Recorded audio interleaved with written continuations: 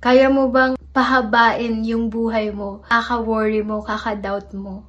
If hindi mo kaya, bakit ka nag-worry? If hindi mo kaya gawin yung maliit na bagay na to, bakit mo pa kailangan isipin yung mga bagay na yon? When God can take care of ravens, hindi naman sila nagtatrabaho, wala naman silang ref, wala silang storage room, wala silang ipon, wala silang savings, pero God is providing for them. How about the lilies? God treasures them so much that even King Solomon na hindi kayang magsuot ng ganong kakaganda katulad ng mga bulaklak dyan sa paligid. Paano pa kaya yung mga damo na sinusunog lang o tinatapak-tapakan natin? God is taking care lahat ng mga bagay na yon. Paano pa kaya ikaw? Basahin mo yung Luke chapter 12. Sabi niya doon, how much more will He clothe you, O ye little faith? Sabi ni Jesus, worry ka ng worry. Ang liit naman ng pananampalataya mo sa Kanya.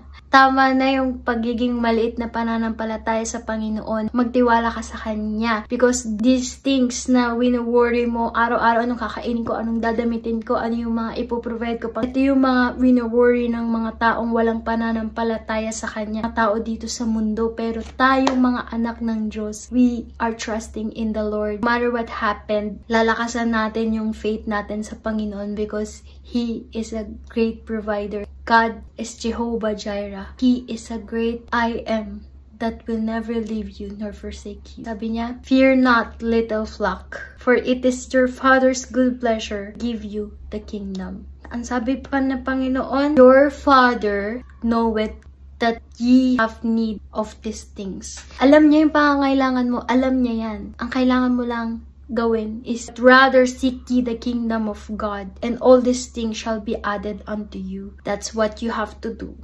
Don't worry about anything. And God, who knows everything, will provide everything for you. God bless, and Ate Kate out.